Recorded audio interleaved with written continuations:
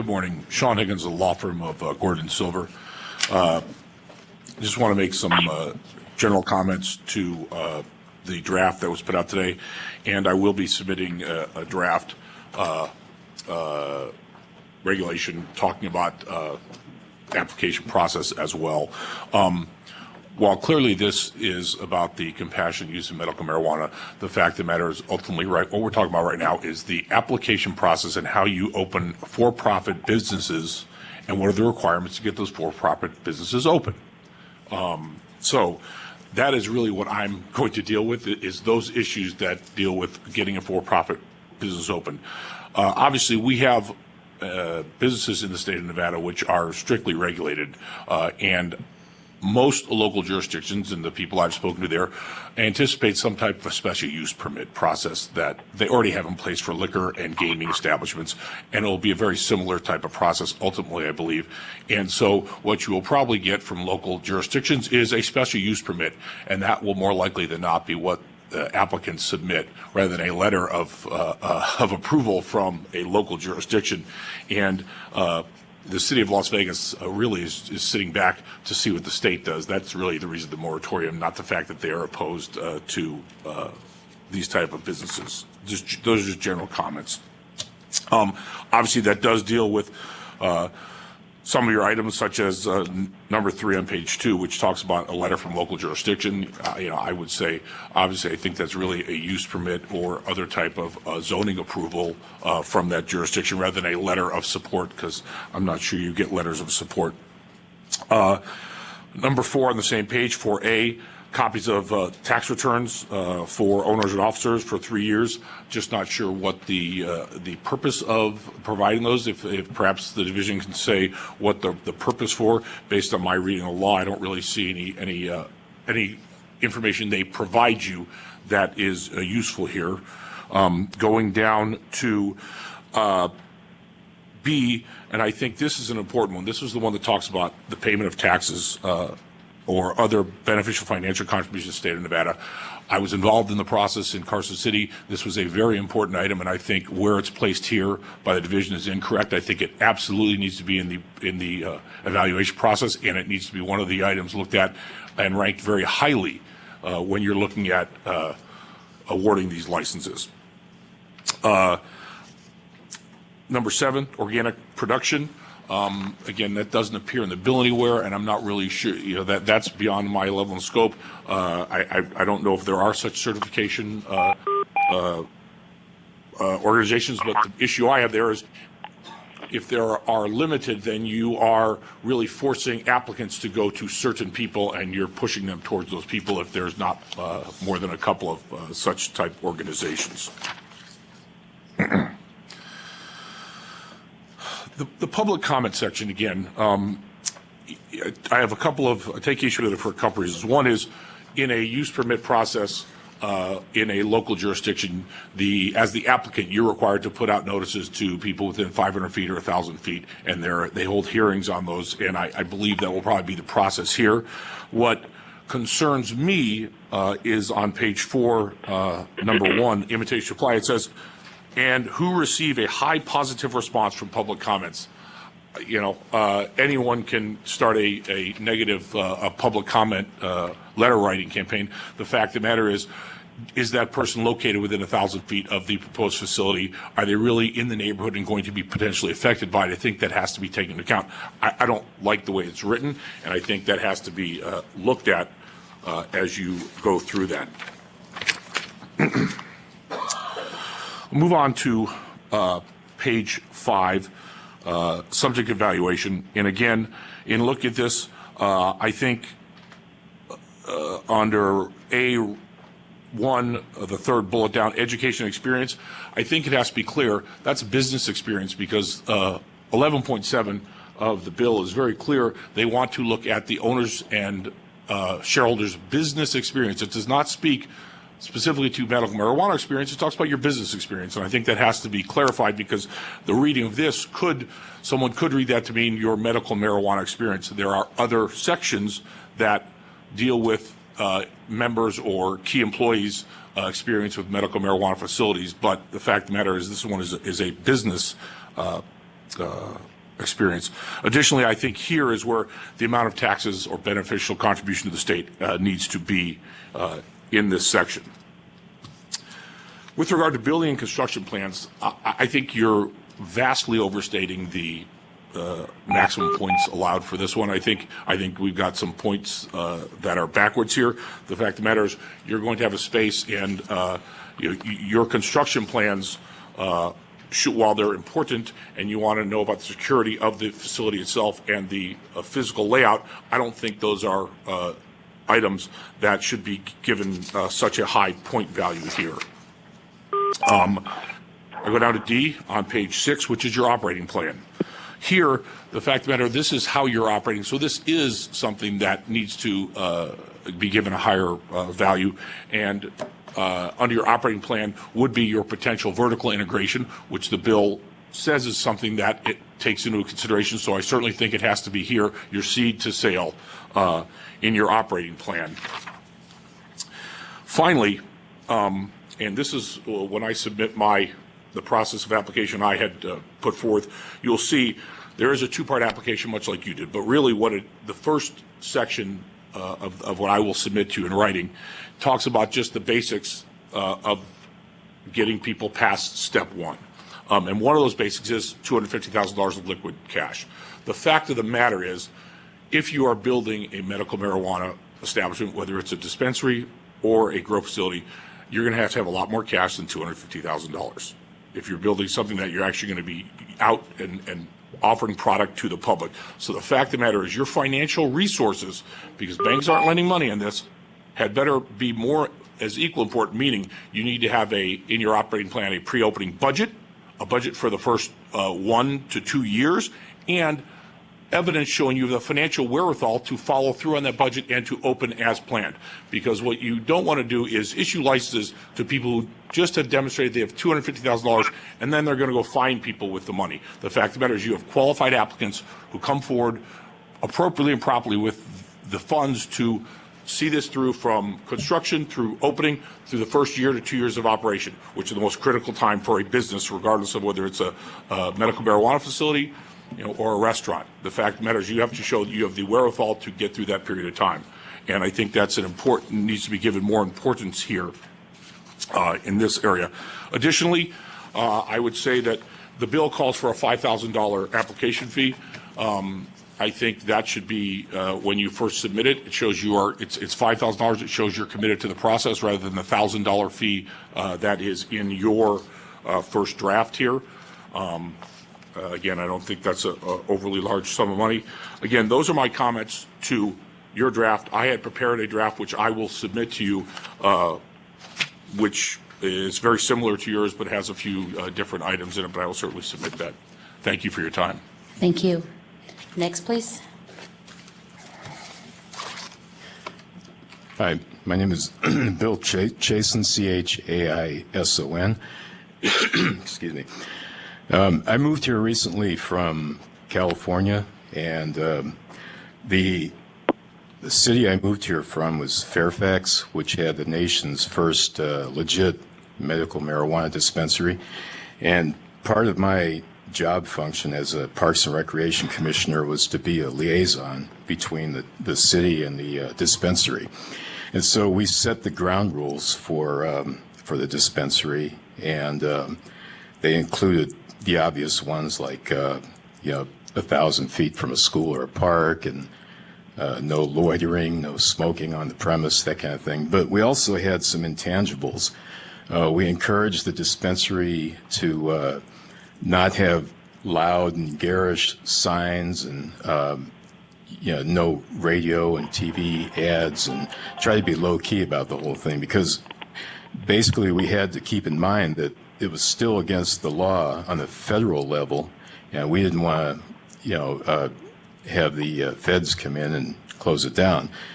So one of the things that we found important was to educate the employees of the dispensary and have them know the difference between indica and sativa strains, the dosage of edibles, etc. I have to disagree with the caller who said that it has to be done with a lab, it doesn't really. I mean, everything seemed to work fine just by educating the employees and in turn educating the patients as well.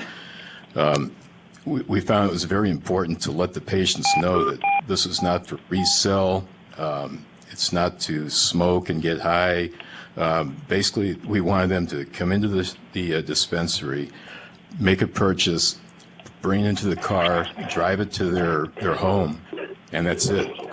Don't drive impaired, and pretty much follow the law. And we found it important to keep stressing this, that we didn't want to bring any negative attention to the dispensary.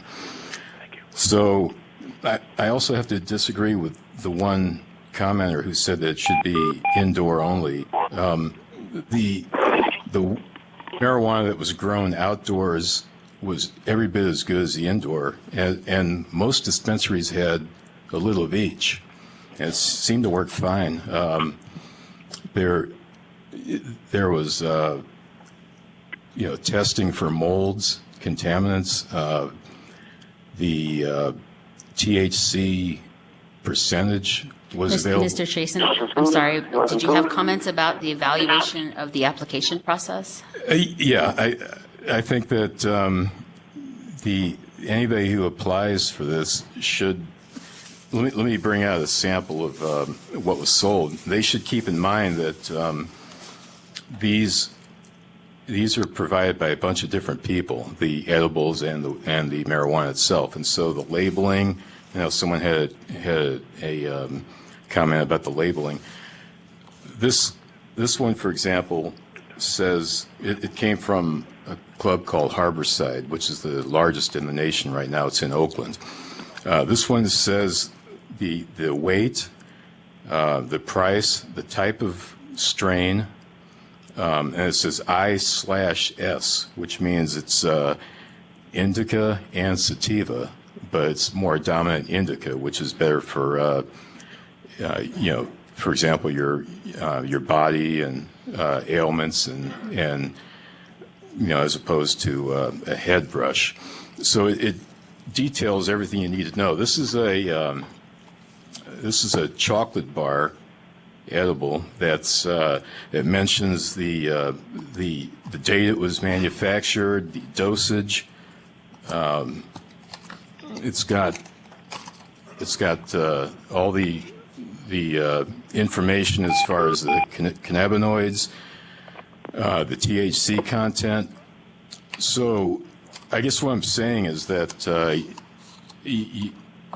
when you apply for this, keep in mind that these products that you can buy will spell out everything you need to know. So I'm just kind of thinking we might be overstating the importance of all of, we might be over concerned about some of this stuff because these tell you everything. Okay, I appreciate it. Thank you. Mm-hmm. Next, please. Hi, my name is Art Cardoza. I just want to say thanks to you and your committee for putting these meetings together. I think you're doing a great job. I'm going to make this as brief as I possibly can. I'm a caregiver here in the state of Nevada. I not only take care of disabled war veterans, I also keep an eye on quite a few seniors as well as some handicapped folks that two of them have debilitating disease that keeps them basically chair-bound. When these initiatives came forward, a couple of these kids who are in the wheelchairs were so happy about being able to get their own medicine. They have a facility on the land that they live on, and then they come to a prohibitive amount of money. And I know this has been brought up before, but most of these folks just would give anything to have a great job to go to have something else in their life that they could be a part of without being discriminated against because of a prohibitive financial ability. I know this, that just for them or Dr. Udy getting out of the house to do something different besides be a Walmart greeter, I know I don't want to be greeted by him in the store. I don't think I would shop anymore. But these kids that I take care of have the means to put lights together. They have a large building on their property, but you know what? They just Mr. don't Cardoza, have.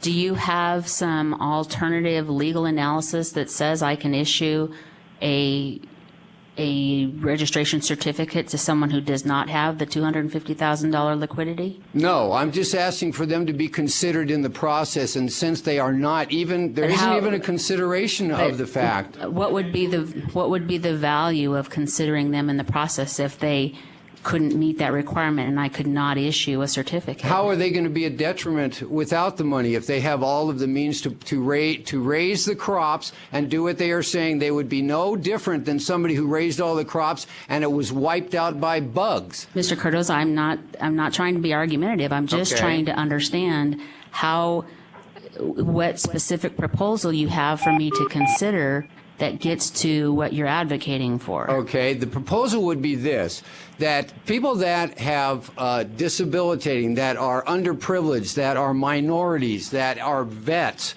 seniors, for instance, who have the ability and the means via either property, financial ability to put lights into and can be certified by zoning commission, should be allowed the chance to just grow.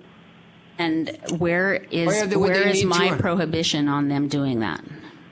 Well, for $250,000, I'd like to see, there's a nail salon on every corner in this town, and I doubt if every one of them had to have $250,000 to set them up. You have a legal analysis that says that we are moving something forward that isn't in compliance with the law that we're charged to implement. I'm happy to look at that. If you have an alternative proposal, then I'm happy to consider that as well. But if you don't have anything else specific for me, then I would like to move on to the next commenter. I just thought that the committee would like to hear a little bit about the fact that besides disabled vets, there are a lot of people out there that like to get in the game. And a lot of them care more and are concerned about the medication than the $1 million people who don't care about them. Thank you. Thank you for taking the time today. Next, please. Amanda Connor with the Law Offices of Connor & Connor. I want to thank you for having this public work group to allow people to provide their input. I have 4 main points that I want to discuss at this time. The first was the discussion that's been going on about the seed to sell applications. My understanding is that the division plans to do a staggered license period. I do think it is not in the best interest of the community or the proposed business to have a situation where if you are denied a cultivation license, your dispensary license is automatically void as well. I think that since the licenses are staggered, that people who were attempting to apply for both cultivation and dispensary, if they, for whatever reason, are denied the cultivation, should be allowed to still submit a dispensary request and can, as Ms. Gaska discussed, perhaps join up with a licensed cultivator to do a seed to sell application. I think it isn't. The bill calls for a person to be able to submit an application for each type of facility, and I think it would be against legislative intent to automatically void the dispensary license if you're not granted a cultivation.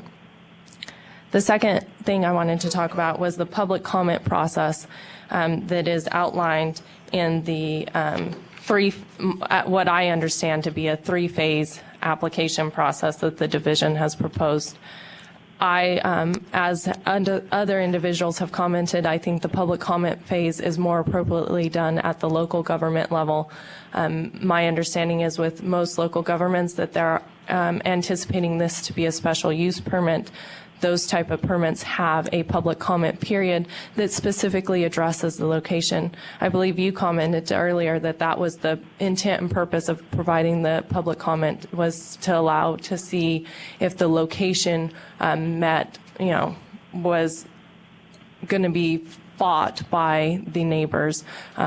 And I think that will be handled at the local government. Also, in reviewing SB 374, I do not believe I could find a provision that would allow the division to create this extra public comment process. But again, I think if the division is not concerned about where the location is, as long as it's in compliance with the bill and has zoning approval, I think then the public comment should be left to the local governments. My third point is regarding the point system that the division has proposed. Simply, I have a few comments on that. I think that the section C, the care, quality, and safekeeping plan, should be awarded higher points. My understanding is that law enforcement and other governments supported the passage of SB 374 with the understanding that there would be great care given to safekeeping this product and making sure that it doesn't go off the black market. I think that should be of utmost importance. And also the quality of the product, as has been discussed by other individuals today, should be given importance because we want to make sure that as a medicine we're giving high quality medicine. I think that should be granted more points and weighted higher by the division. Second, I think that Section D, the operating plan, currently assigned 15 points, should be granted higher points. I think that from speaking with the legislators who passed this bill, they really wanted to see a high effective operating procedure that counts seed to sell or other types of businesses that will benefit our communities. I think the operating plan will show how they plan to operate the business in keeping with the legislative intent, and therefore should have higher points. As the gentleman stated earlier, I agree with him that the building and construction plan should not be as awarded as high points. Currently, the way it's proposed, it is rated one of the highest maximum point areas, and I think that instead we could assign those points to other areas that seem to be given more importance in the bill. My fourth point I wanted to discuss was the consulting physician, which is referenced in Section A2 of the subject of evaluation. As was discussed yesterday and has been discussed today, I believe it is a mistake for the division to require that these facilities have a consulting physician. First, it was my understanding that the consulting physician would only be required for the dispensaries. The way it's written here, my understanding is it would be required for both cultivation and dispensaries. If that is the case, I think it would be cost prohibitive to have it. I believe it's cost prohibitive even for the dispensaries. As with local pharmacies here, they do not keep a physician on standby. They do have people, a pharmacist who are educated, can tell you the purpose of the medicine, how to properly administer it. But if you need more information, you're required to go to your doctor. I think that should be the same for these facilities. Thank you. Next, please. Hi, this is RJ from Arizona. Having gone through this process already, a lot of it is very similar, to say the least. So the first comment I'll make before I get to specific line items would be the overcomplication of the entire process pertaining to state officials. I'll use Arizona as an example. There was 397 applications total. At the time, they had 126 possible dispensaries, and out of those 397 applications, your average page content was about 250 to 300. Mine was about 307 pages long. So if you take that into consideration, in a 90-day time span, you're going to have to read about 110 to 130,000 pages. In Arizona, that was a team of 4. So the extensions were immense, to say the least, and these people were running around very disoriented, and a lot of miscommunication between dispensary or potential dispensary operators and growers and everybody, because they couldn't get a hold of these 4 people. It was extremely challenging. So take that in consideration when you look at things like page 5, section B, building and construction. Keep it simple. You know, a lot of the things that you're going to want to see are, if I want to grow my product upside down on a wall, I should be able to do that, and that doesn't apply to you. What it will apply to you is the security. Can I get the product safely from point A to point B, and are people going to break in? That's really all that matters. In Arizona, they just required security cameras and egress, simplicity, one way in, one way out stuff. And then getting to the tax section, page 2, section 4, They did remove that completely because they couldn't show why it was required. There was no other industry where I had to go show my 3 years of tax statements to get to that point. Let's see, next would be intercommunication between state officials and or potential dispensary operators. The challenge was that when you restrict everybody to these specific zoning areas, you end up with 5 cultivation sites within a quarter mile of each other. So, and there's only so many warehouse districts that apply to this specific zoning that you're gonna end up implementing. So there was no way for me to call Joe at, the cultivation site next door and figure out that, okay, I can't be within a quarter mile of his cultivation facility, but I can't call the state to find out if he's gonna be there so I can go apply for this other location. So there ended up being a massive issuing of variances across the board simultaneously because nobody knew how to address the fact that everybody was on top of each other for a long period, and nobody knew it until the last possible second when everything was submitted. That would apply to that, and I'd say in Arizona we were required to have 150,000 liquid, but they structured it slightly differently. You applied for the dispensary, and then you had the option to apply for a cultivation license and in conjunction an infusion license. Put it simply, I agreed with that, but to add to it, our cultivation facility is going to cost, roughly $1.1 million in Arizona is costing that. So, and hypothetically, there's going to be a production level of 4,800 pounds on half of our facility. So you take that into consideration. The patient cultivation does not affect us whatsoever. They're two separate, entirely different things. I mean, they're not, for a patient to cultivate 12 plants and for me to grow 7,000 plants, they don't really intertwine and they don't really need to be meshed together that the patient's going to cultivate on a massive commercial scale that I'm getting into. So there seems too intertwined, somewhere up there. That's pretty much all I have for right now. I'm sure I'll come up with a few more. I'll cite some more specifics when I get a chance. Thank you. Thank you. Next, please. Good morning. Vicki Higgins. One of my concerns on the application process is the requirement of expertise, past legal. Unfortunately, in the nature of where we're going, the past expertise of many people in the Nevada locale are very unwilling to put their expertise on a piece of paper. Unfortunately, what this is going to cause is a lot of consultation fees for states from California and other states that are involved in this. If there were the expertise requirements are understandable, but unfortunately, the talents you have in this community in Nevada right now is all undercover, and many are unwilling to bring that out to the table. I'm curious as to how you might, assimilate that fact into your application process. Many of these people have run businesses or had their own home grows, had the responsibility, the requirements, the past business experience.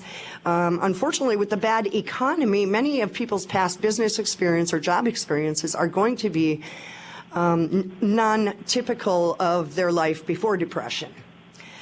This economy has affected many businesses who have opened and closed, and this is the reason we've talked about liquidity in the assets to start these businesses. But I don't want to see the mom and pop businesses be put out of the game because of the fact that they had to file bankruptcy or somebody in their family got sick and they had medical bills and they lost their house. There are many people in Nevada who have paid a lot more taxes to the Nevada coffers than, say, myself, who is a disabled woman. So my tax input to the state is going to be significantly different from somebody who's been running a massive medical center in the state for years. So I encourage that we take that into consideration when we talk about the mom and pop operations. That leads me to the fact of how many applications is each individual qualified group going to be able to apply for. I know Mr. McCullough mentioned the other day that limiting 2 establishments per application process would help to diversify the product supply, et cetera, et cetera. I know that hasn't been addressed, how many applicants per how many applications per applicant, and also many of the locations that are going to be available to these establishments are going to be, as you see, the room behind me is very full. There's going to be many people looking for adequate or possible buildings. Are there going to be issues, say, hopefully the landlords of these buildings won't, multiple lease, but if you see an applicant with the same building listed on multiple applicants, how would you propose to address that? I believe also in the application program structure, a sanitation plan should be included. The disposal of unusable cannabis, as it reads, at this point, it is to be disposed at a police department. I don't believe a police department is prepared and structured and has the equipment to destroy an unusable product. I think that maybe that should be the quality control center's job or the grower's job. As by putting this in the police department's hands, there's interactions and costs that are going to be involved in brought up that really aren't necessary. Percent of our program, I think, included in people's applications, I think a percent of their program, their income, they should choose some sort of education program in reference to medical cannabis in the state of Nevada, as we discussed the other day, doctors, judges, the community. I think education and research really should be funded by this program, and this research should be done in the Nevada area. The unfortunate thing is much of the research and the profits from this, or the benefits from that, is in other states and other countries right now. Quality of the medicine before operation, how would we go about proving that? Again, back to the people operating in the black market at this point. How can we prove a history of knowledge? The language in the application needs to include quality and safety procedures intended by the individual establishments. We talked about packaging from the quality control center to the dispensaries and then to other areas. I don't think the quality control center has any packaging responsibilities except to package a lot to send to a dispensary or a production center. I think that packaging individually should be taken care of by the dispensary or production center, and that should be outlined in their application program. And that language also needs to be added in many different areas, the quality control checks in many different areas. Also, the patient in being allowed to assist in supplying this program, every 120 days we should be allowed to take our excess medicine so that we can stay within the rules that the state has set for a patient who grows on their own. This medicine needs to go through the quality control center. I think in the application process, this process needs to be outlined as to how they will deal with the patient income or the patient influx of medicines once it has passed through the quality control center. I'd like to thank you very much for your time. Oh, I'm sorry, there was one more thing, and that was the delivery services. Now, I know I'm not making friends here in asking that there's 2 people to be required on each delivery, home deliveries or deliveries between establishments. I'm sorry, but personally I feel that it's very important that when a delivery is made that one person stays with the vehicle with the locked additional medicine in the vehicle as the other person does the delivery. Now, I've been informed that a pharmaceutical say CVS gets their deliveries by a truck at the back door with 2 drivers. One always stays with the truck, the other one takes care of business. That way, if the one inside runs into problem, we have somebody outside to be able to communicate with whoever needs to be communicated with. And I think this is essential in the safety of any of these establishments and with patient delivery. And I know it will add an additional cost, but I just feel that this program is about safety of the patients, of the people working for this community, and for anybody involved in this. I think this is very important. My brother is a pizza driver. He has been robbed 4 times over pizza money. This is a much bigger industry, and I think the possibilities for troubles, if this isn't outlined in detail specifically, is immense. Thank you so much for your time. Thank you. Next, please. David Forrest. Armstrong, Henderson, Nevada.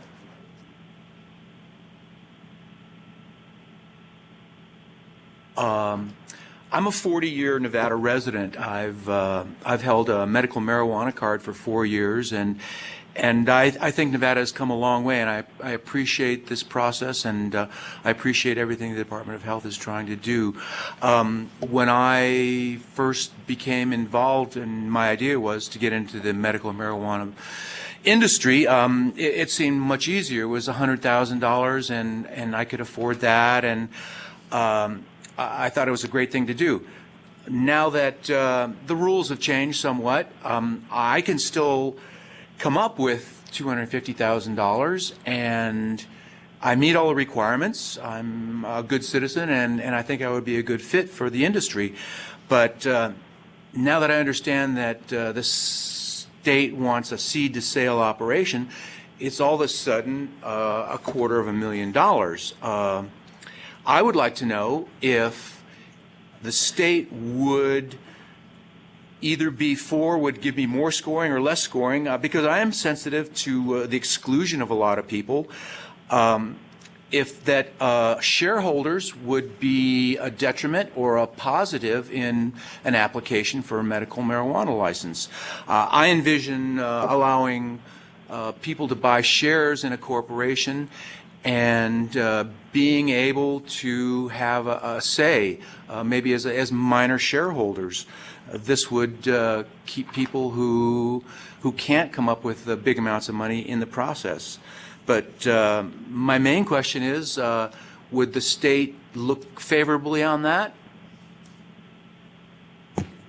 I believe in the provision chart that was handed out, we made provisions for acceptable owners. So if it's not listed in there, then what we would need from you is you to detail it out for us about what you think it would look like and how we would monitor and verify to ensure that we meet the minimum requirements of the bill. Okay, because it would be a financial burden, say if there were 50 people that wanted to be shareholders, if each one of those had to go through the fingerprinting and background checks and financial checks, that would make it undoable. But if it could be done in a reasonable manner, I think it would make this industry a lot more accessible to people like we've been talking about.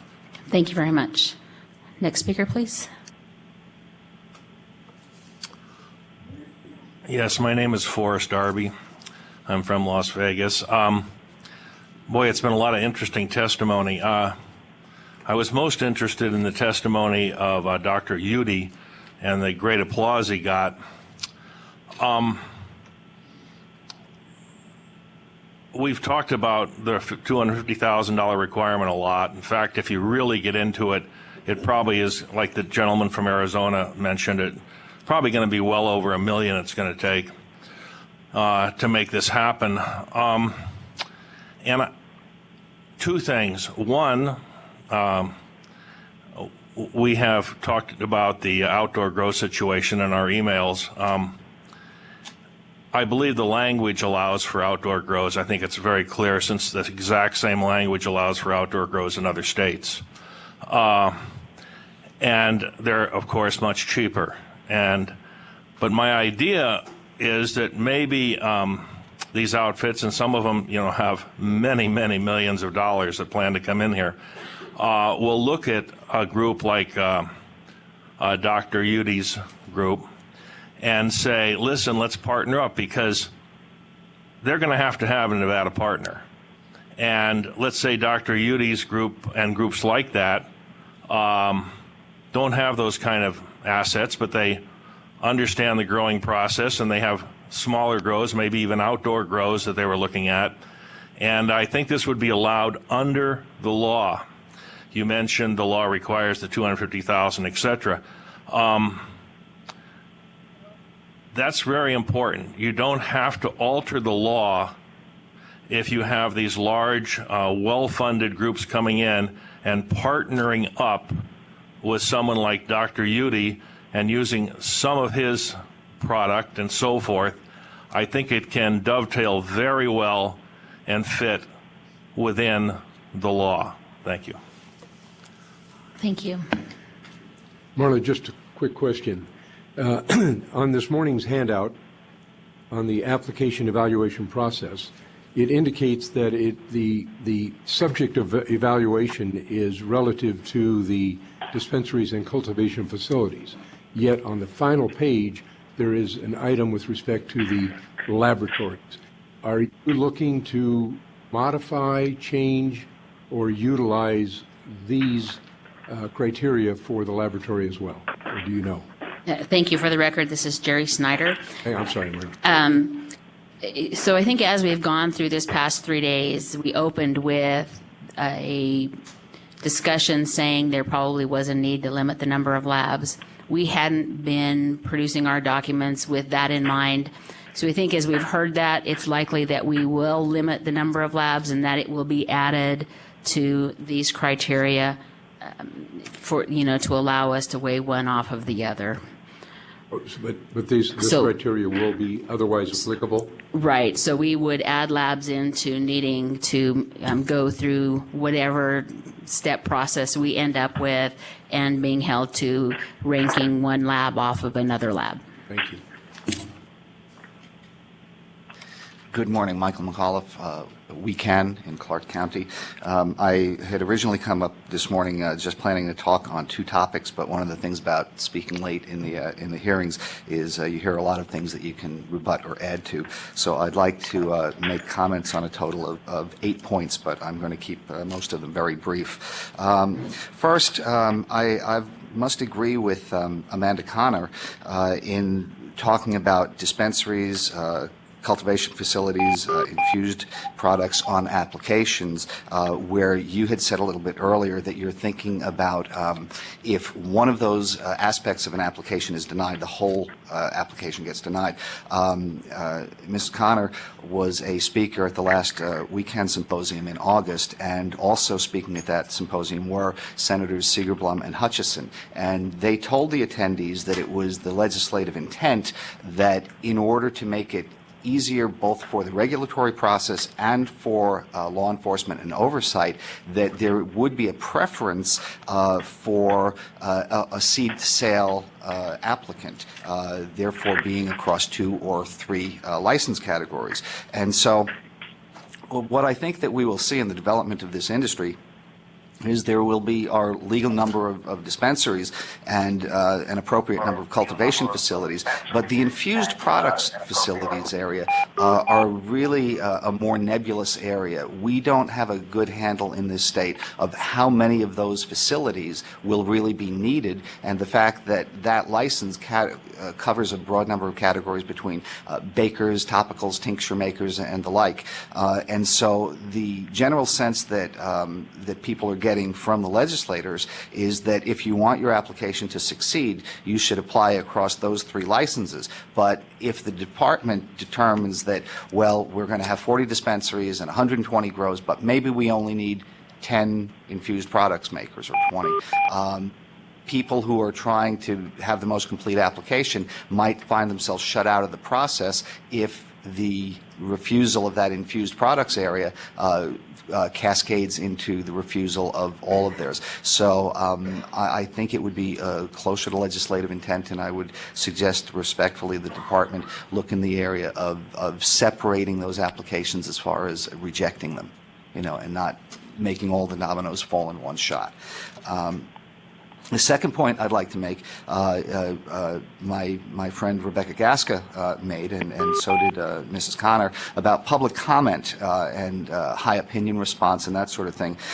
Just in my own subdivision a couple of months ago, we had a commercial landlord who owns a corner property there who has repeatedly tried to get his property rezoned from CP to C1, and repeatedly the neighbors have shot him down on this.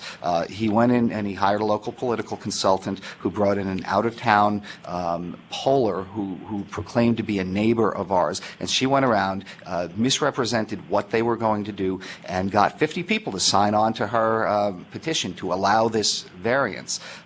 When we found out, the citizenry went down to the town board, and we protested loudly, and after getting voted down unanimously by the town board, the applicant withdrew their application. My point here is that in most jurisdictions in this state, we have a town board, a planning commission, a county commission. There are plenty of available opportunities for the neighborhood to make its opinion known. And if this process works for gambling, booze, massage parlors, and brothels, surely it can work for this. So I don't think this is something that we need to over-regulate with that public comment period. Third point, a speaker just a few minutes ago talked about billboards and advertising being appropriate. Well, there's certainly a section in the law that says that these places must have professional signage and the like. I can tell you that in discussions with federal and local law enforcement back in 2010, that the straw that broke the camel's back for them and made them take action against the dispensary business which sprung up that time were the billboards along the freeways, the television commercials. So being mindful that this is still Schedule 1 in the federal pharmacopoeia, I think that the statutes go far enough and there might be, you might have an NAC that you develop limiting the amount of off-site advertising that can be done. Certainly, I believe that it should be able to be done in print and online media, but as far as signage and other things that are very high profile, the department might want to take a slower approach on that in the first couple of years of this process. A couple of people have mentioned on my fourth point that grows can be very expensive. The gentleman from Arizona brought up that 1 million for 4,800 pounds. If we round those numbers for a million for generating 5,000 pounds of product, our own studies show that 5,000 pounds in the first year would probably supply 100 dispensary months. So I think that if you just scale that down, you can say that maybe 100,000 could yield you 500 pounds, which is certainly large enough for any player. So I disagree with the concept that these facilities have to have a million plus. Fifth point, bringing up destroying excess product or unusable product. I'm sorry, Mr. McAuliffe. On the phone, please, if you could mute your line. Please mute your line on the phone. Thank you. I would just like to make a fast alternative suggestion to requiring it go to police departments. In the two largest jurisdictions in the state that will be dealing with this, we have another alternative. I agree with my colleague, Mrs. Higgins, pardon me, that the police aren't really set up to do this. But there is an organization in the state that is, and that's the University of Nevada Cooperative Extension, which runs facilities in Las Vegas and in Reno, where they have a Master Gardener program. There are other Master Gardener facilities around the state, and they have mulching and composting programs there. So in this state where we have such organically deprived soil, taking these extra and excess and unusable product and putting them into a mulching and composting program would probably serve a greater good, and that they're very capable of handling these.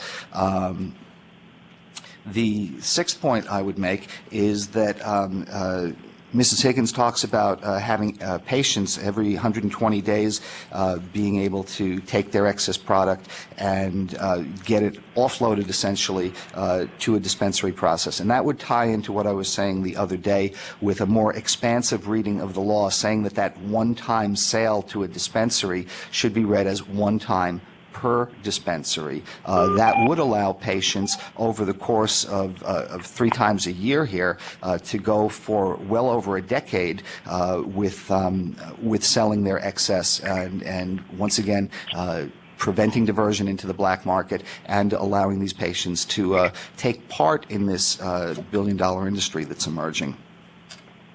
The seventh point I would like to address is one which was so passionately spoken by Dr. Udy and then by Mr. Cardoza, and I promise I'm not going to get angry at you. The $250,000 threshold for these is, yes, it's in a section of the law, and I do have a legal argument for that. In my experience over the past dozen years in this issue, here in Nevada, this has always been an issue of cowboys versus hippies. And, you know, even if you're using it medicinally, if you're using medical marijuana, you're a hippie. And, you know, there's been a lot of reluctance about that. But what I see developing now, since this bill came forth earlier this session, is it becomes...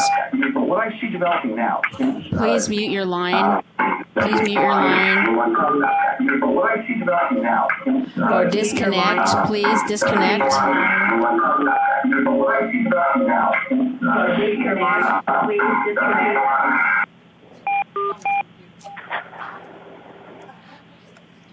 Okay. What it has become in this state is a case of millionaires versus middle class. I really, it gets my ire up when I hear, you know, attorneys from big multi-name law firms who are saying, no, it's only the rich. We're going to need so much money to do this. It has to be done for so much money. Whereas patient communities across the country have managed to supply their other patients on shoestring budgets. In 2009, I went up to Colorado to take part of their developing industry at that point.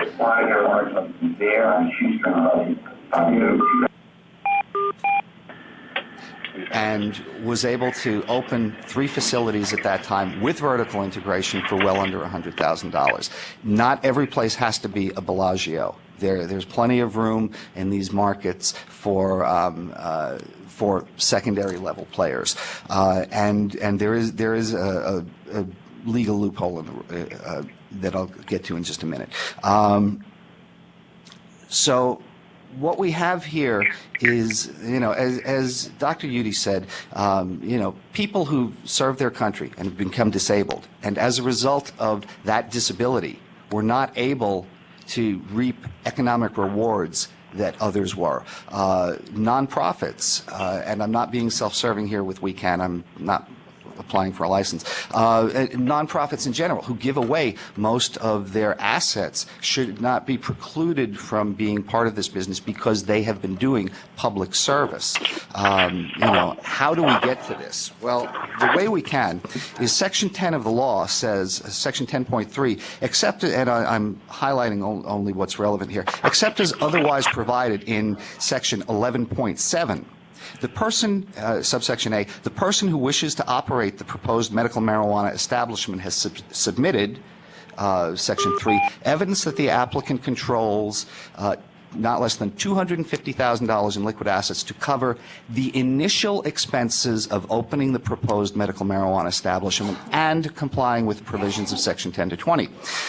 One of the attorneys who spoke earlier was saying, oh, we have to expand this and look at a year or 2 or 3 years of worth of earnings and expenses in order to vet these people out. That's not what the law says. It says the initial expenses.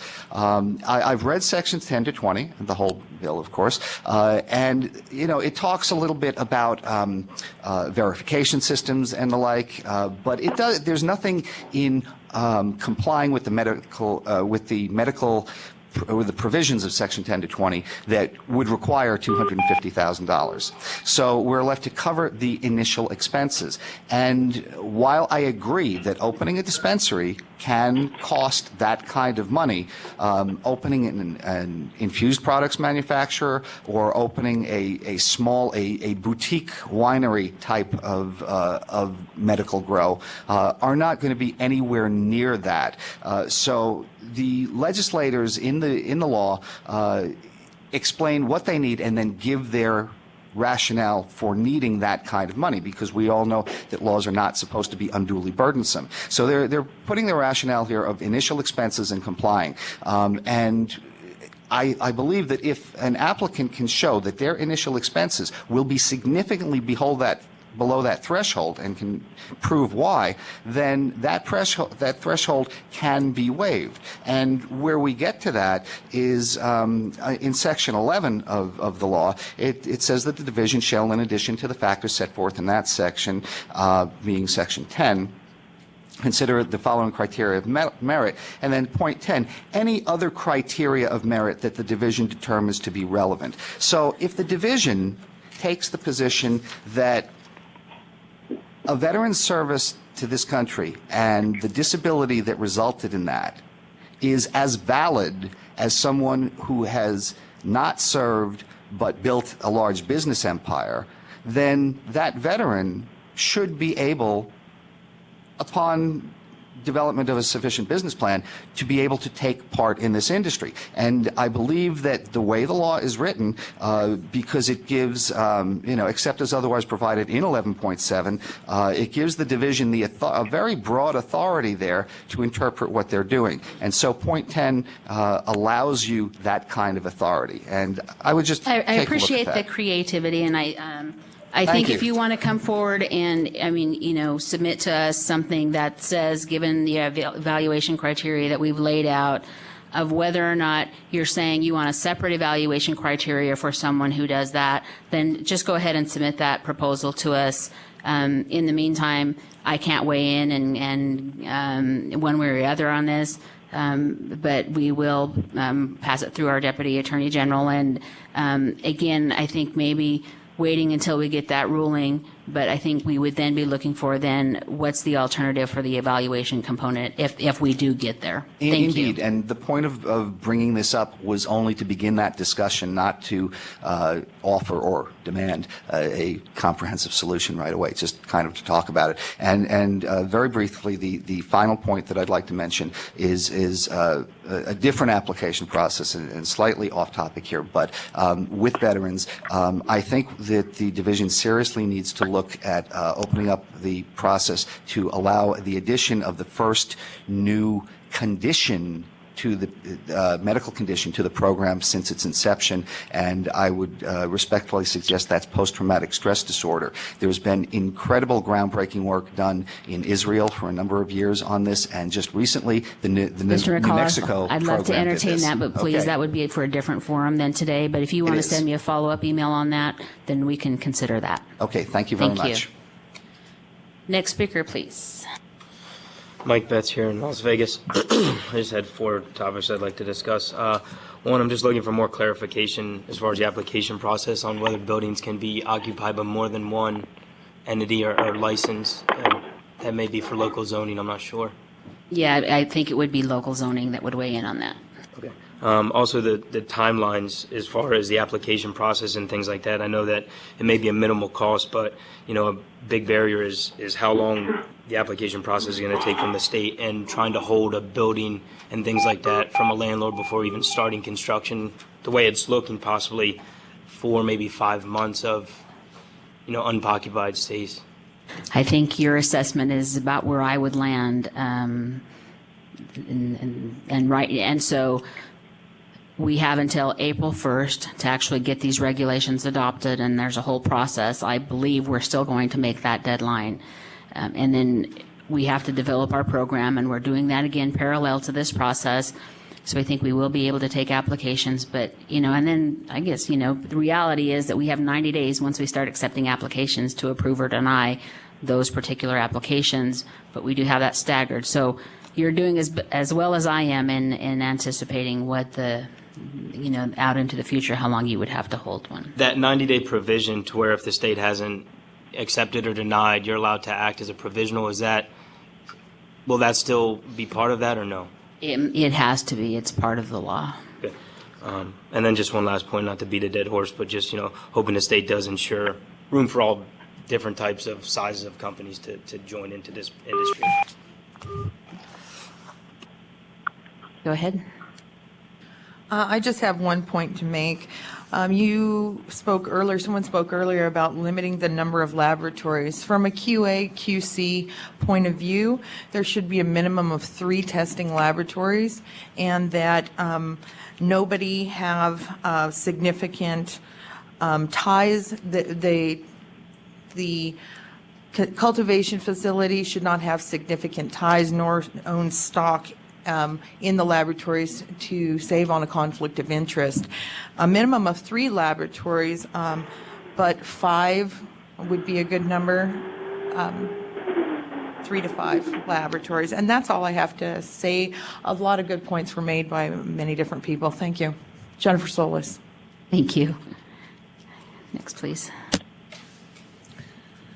Good morning. My name is William Horn, attorney, law firm, law office of William Horn. On page 4, in paragraph 4, under the invitations to apply, under that last provision, you cite if application it basically comes in not within that those timeframes when they're going to be returned. Would it be possible to, when applications for any particular reason are returned to the applicant, that reason is given for that application to be returned, so they have some not even suggesting that time frame changes or anything like that, but say your application was received outside the parameters of, or you didn't meet the qualifications in this section here, and that way they would be able to remedy any default, any errors in their application and have an opportunity to resubmit. I think that would be fair. Also, not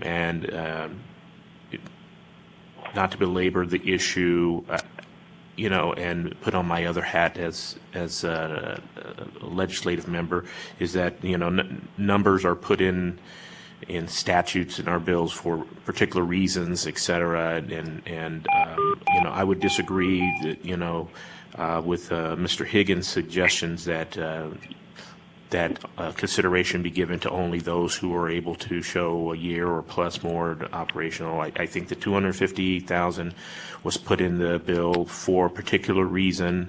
I think it's only fair that if a person meets those qualifications, if they have to go out and apply for loans, whatever, that's part of business that happens. I don't think we should expand it any to make it only available for those persons who are up and ready to go for a year or more today.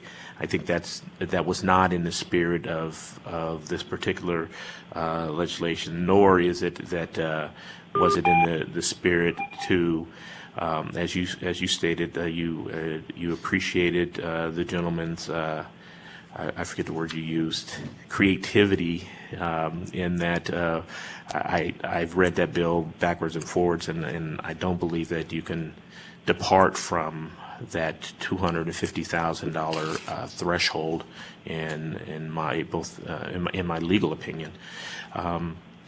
And lastly, there's been a great deal of constructive input in this process, and I really appreciate that. I would just, say you need to avoid, people would avoid putting in this process to micromanage these potential businesses.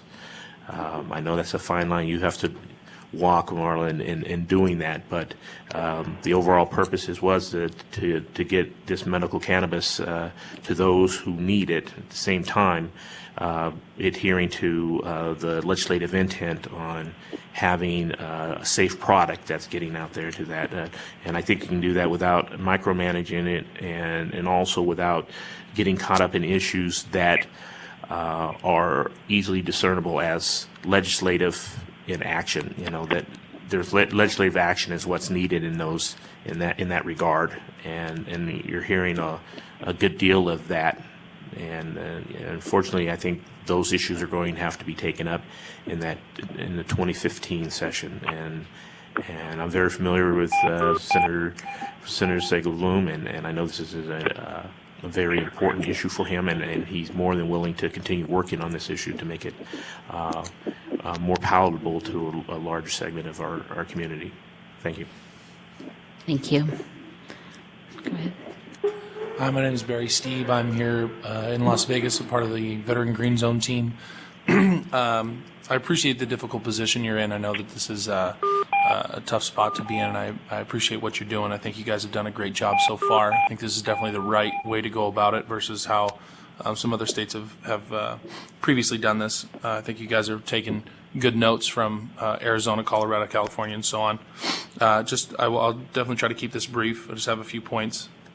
I would suggest that the board be allowed to alter the amount of space if that will help keep other people involved. If someone's applying for 50,000, 100,000 square feet, to be absurd. Obviously, no one's probably going to do 100,000 square feet, but if they were going to do that, then maybe awarding them 10 or 15,000 square feet, because that's going to allow more opportunity for other people. I also believe in separating the plans. I don't think that you should lose out on a cultivation license because you aren't able to get a distributor license and so on. And then I believe paying taxes. One of the first speakers had talked about how we should award more points for people that are paying a lot in taxes, and I think I would have to agree would be very discriminatory. Paying taxes here in Nevada, I think, should be awarded high, but what amount you're paying taxes in, I think, would be discriminatory towards people that don't have as much wealth as others. And then the last thing I would say is I also agree with the point that allowing small caregivers that are growing small amounts in their home, the closet cultivator, if you will, being allowed to sell off excess amounts to dispensaries, I should say, because that will also help diversify the amount of people that are allowed to take part in this process. So I think that would definitely help, and I think that would also stay possibly within the law. If those people are already allowed to grow, then just giving them the ability to sell off excess amounts would help keep everyone involved. That's all I have. Thank you. Very much. Go ahead. Hi, Karen Becker. I agree with a lot of what's been said here today. I have a couple points that I'd just like clarified. Earlier today, we heard from Mark Chbeek regarding a point on labor unions that was in the previous draft. My understanding is it's been deleted from this draft. And yeah, okay. Well, I'd like to weigh in. I think that any point value assessed to any language surrounding labor unions would be preemptive. We have a National Labor Relations Act, which is a federal law, and employees who have not been hired yet and will not be hired until post April 1st, those would be the people to decide whether or not to join a particular union. So that's just our comment on that. With respect to the language that we have in here for certification of the organics, I've had several conversations with people both on the growing side and from the lab side, and my understanding is it is not possible to certify organic unless the lab actually goes to the grow facility and works with the cultivators from either time of inception of the grow or as the plants are maturing. So I feel that this type of certification is a bit onerous for us as potential applicants, owners, etc. With respect to the notice provision, it's the notice of request for qualifications on page 3, 2A. You're referring here to Section 5 of this regulation, and I'm not entirely sure what Section 5 you're referring to. So if we could get some clarity on that, I might have a further comment. It would have been a previous provision within this document, so instead of section, it should have listed the title across it, so sorry about that. So I'm sorry, so this is pursuant to this notice of qualification? Right, so I think 1, 2, 3, 4. It probably related to the public comment provisions. Okay.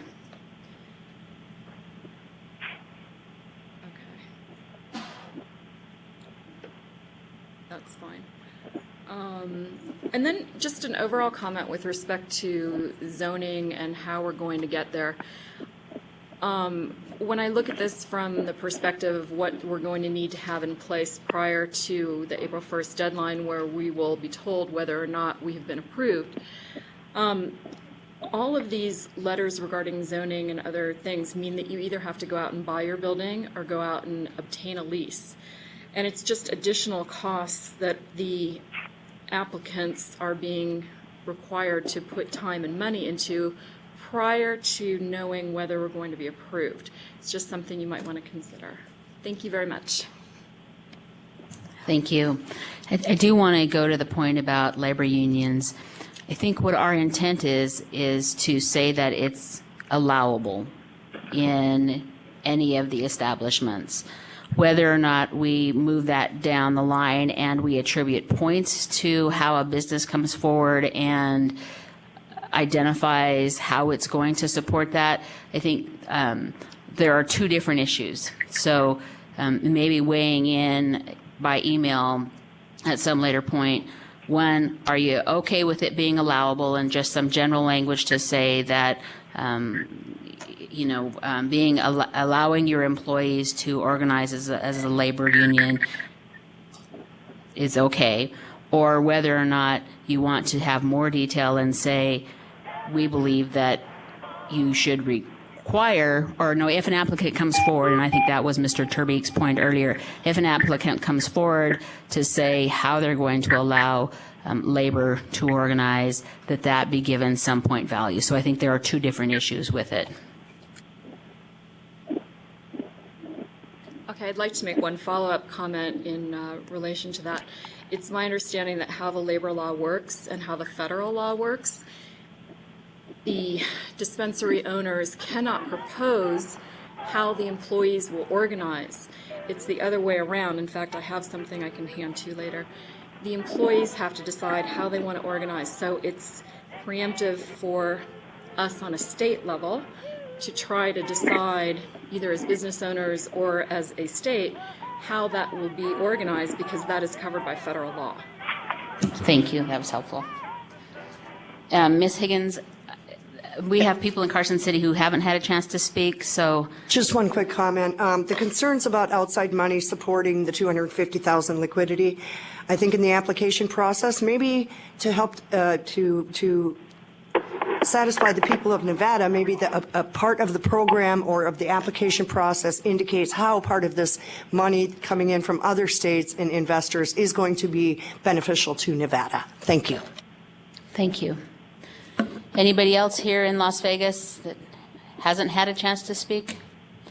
Okay, let's go up to Carson City, please. Hi, this is Ed Alexander again. I just wanted to touch briefly on, we've got a laboratory testing proposal in place that would deal with, I think, some of the concerns about an organic versus an inorganic produced medicine. So it's challenging to include that or to have a basis of only organic production being allowed when the testing should establish whether any of the harmful byproducts of inorganic growth are present. The other topic that I'd like to talk about briefly is the fact that as long as a adequate security and location provision is included for outdoor produced medicine, I think it's very discriminatory to say that you can't produce medicine in anything other than an indoor warehouse, as it's been shown in various different dispensary models that many people prefer sun-grown medicine via its environmental impact, the quality of the medicine. I could go on, but I urge you to consider that as long as the application includes provisions for security and that proper zoning has been met by various different counties, we shouldn't be precluded from being able to produce medicine outside. Thank you. Thank you. And I just want to correct, I think, what may be a misstatement. We aren't requiring organic cultivation. What we're saying in the application evaluation process is, should we consider awarding points for organic production, organic cultivation? So that's the distinguishment I would like to make with what we're discussing today. Next in Carson City.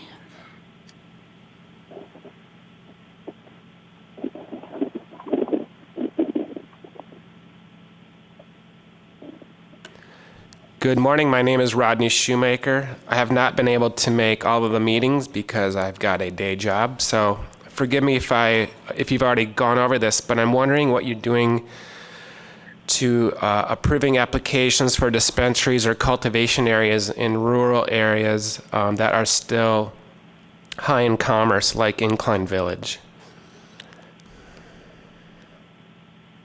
The law requires us to take applications based on the minimum number of dispensaries identified in the bill, and that's the best we can do if a local jurisdiction, and we have to have approval at some point from the local jurisdiction. So we will take the applications, but we do have a limited number that we would accept for Washoe County, that we can accept an award. So that's the purpose of having this evaluation process, of being able to rank applications so that we can then ultimately award them based on the allocation in the bill. Could you also apply or give licenses to unincorporated areas, though? You know, areas that are, it's not easy to get to Reno for everybody, or to Carson. Yeah, I think our threshold is the county. So we can only accept applications in a county jurisdiction, I guess, in a geographic area of a county, up to a certain amount, at least for dispensaries at this point in time. I believe there are provisions if a county wants to maybe move forward more dispensaries, that there are some options for them to do that. But for right now, we're going to accept the applications, and then the applicant still has to work with the local government to get the authority to work in whatever location the application comes forward in. And also the provision of finding a place of business to include that in the application. That seems almost backwards.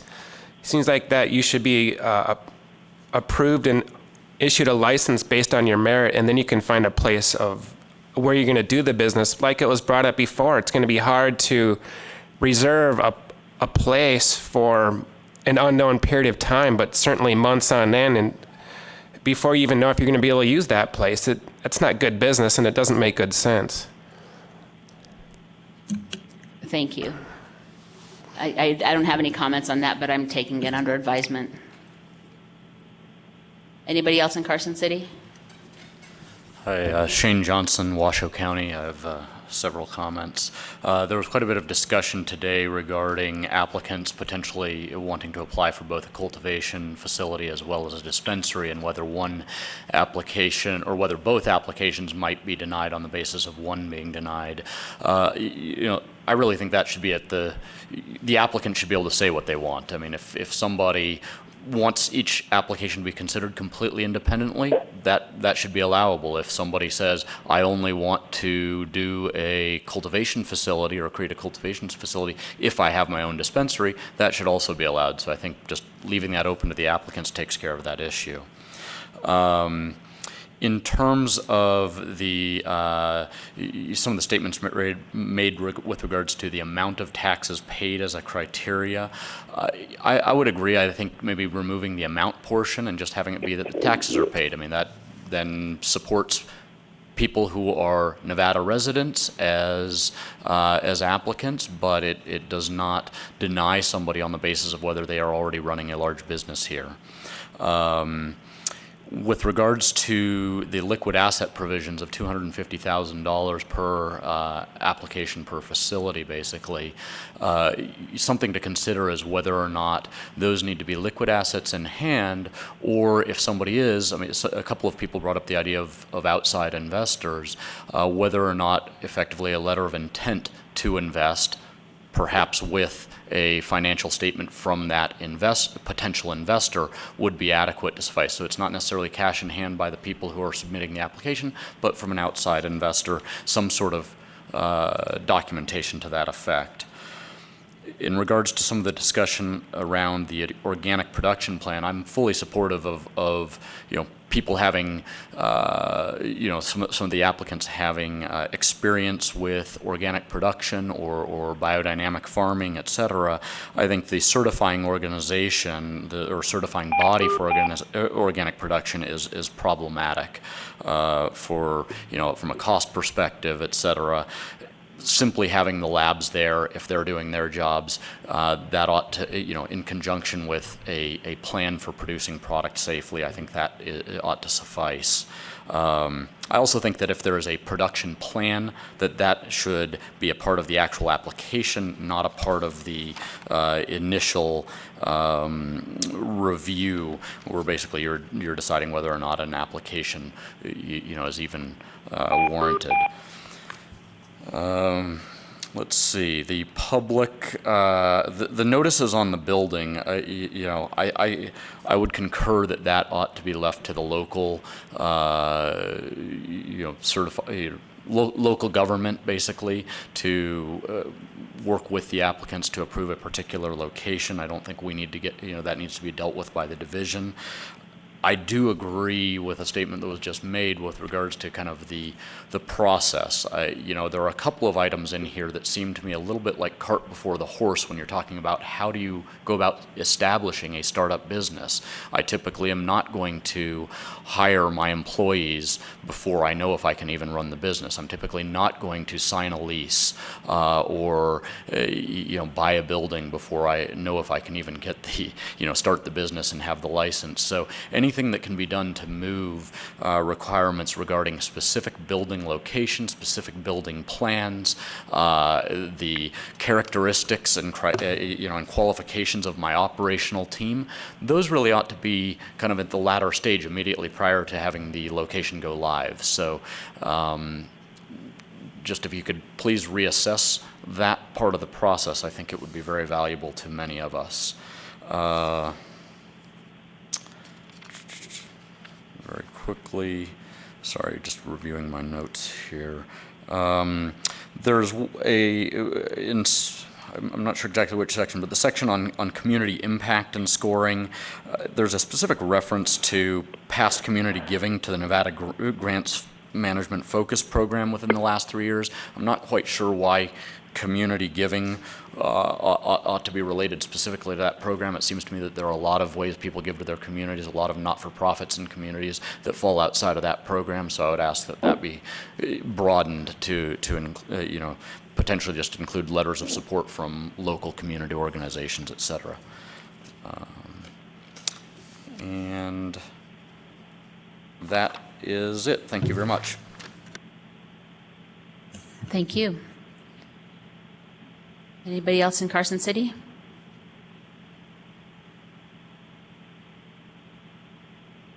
No, Marla, that's it. Okay.